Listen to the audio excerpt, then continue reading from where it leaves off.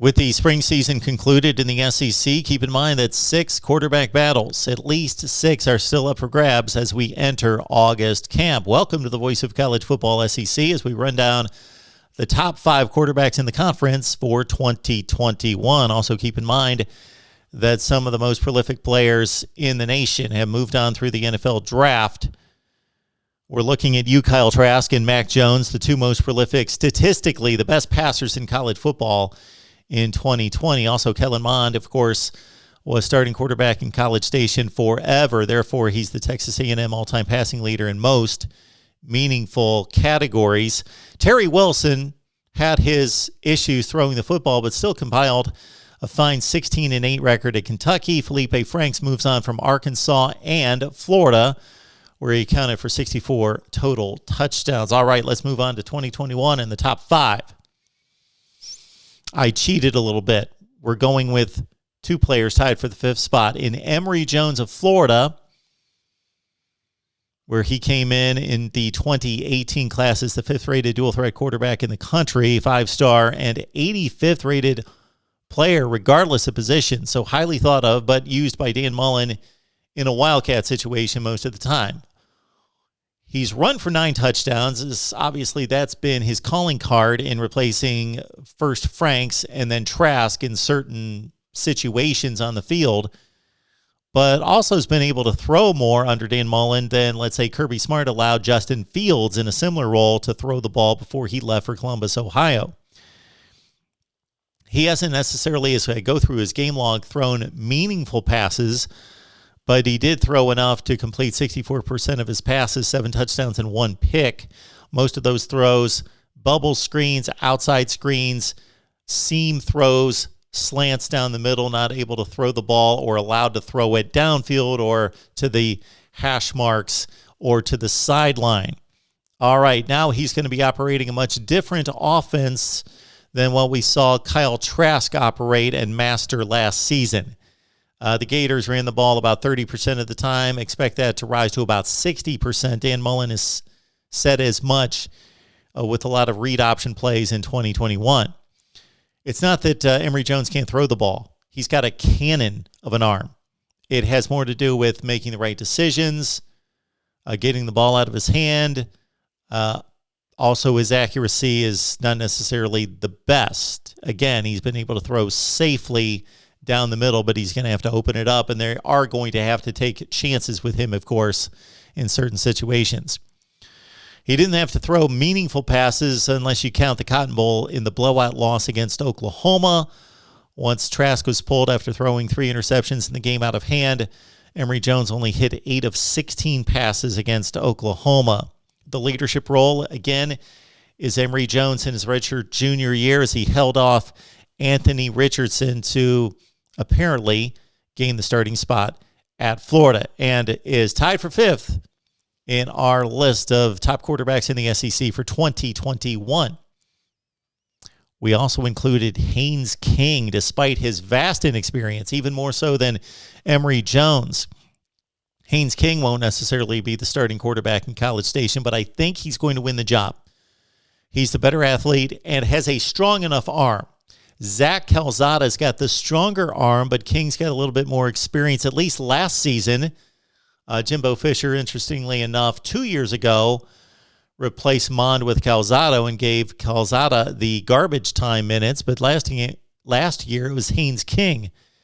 He was much like Emry Jones, the 5th-rated dual-threat quarterback coming out of high school football in 2020, was a state champion in Texas, and is just a tremendous athlete. Kellen Mond was a good enough quarterback and / athlete to become a 3rd-round draft pick in the NFL draft, and Haynes King is a better runner. He's faster, he's more athletic, has a 37-inch vertical leap, just a tremendous athlete. And again, I expect him to win the job, although it's still up for grabs at Texas A&M.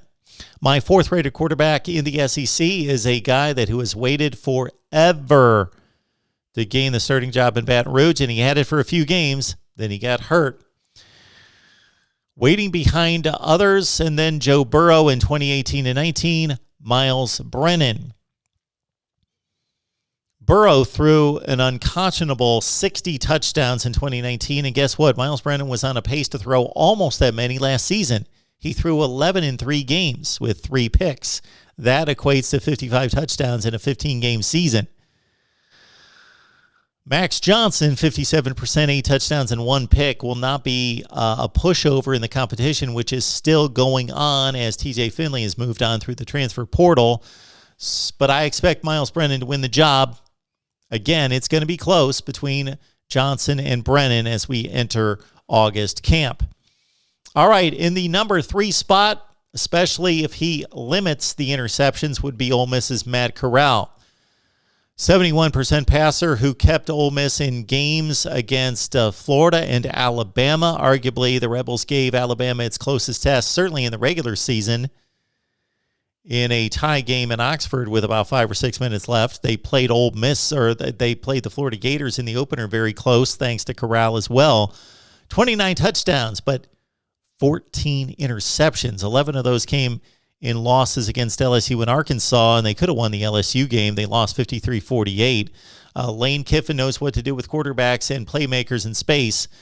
Corral's going to lose his best players, certainly Elijah Moore in particular, but Lane Kiffin, again, tutoring him as a quarterback should limit the interceptions here in 2021, and Matt Corral is my number 3 quarterback in the SEC. We move it up to number 2, and Georgia fans are happy to see JT Daniels healthy and in the lineup after what they witnessed early in the season in 2020 at the quarterback position. Daniels, of course, the 5-star, started his career at USC, played a full season in 2018, then was hurt in 2019 in the first game against Fresno State. Had to wait that entire offseason into the season for Georgia as the Bulldogs lost 2 crucial games against Florida and Alabama. JT Daniels took over the 400-yard debut against Mississippi State. He played 4 games. They were all good efforts, 67% completion percentage, 10 touchdowns and 2 picks, especially the bowl game comeback win against Cincinnati, 392 yards and a touchdown in the final drive for the win. JT Daniels, the number 2 quarterback in the SEC. That brings us to number 1. And yes, like I did a few years ago when Tua Tagovailoa had never started a game at Alabama, he did have that national championship game comeback in the second half under his belt. But much like this, I am counting on Nick Saban, Bill O'Brien, the 5-star talent, and the playmakers all over the place. Even though I'm not ranking this list based on the playmakers and the offensive line and the periphery personnel, I'm basing this on who I believe are truly the 5 best quarterbacks in the SEC.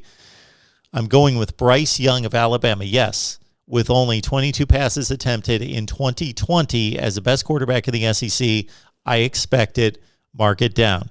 He's got the least experience, but again, Bill O'Brien, entire offseason, he looked great in spring practice. Nick Saban went out of his way to praise the young man who threw his first collegiate touchdown last season in 2020. He will throw about 40 more in 2021. No, we did not hear from Hendon Hooker, the probable Tennessee starter who's got to fight off a couple other players there, of course.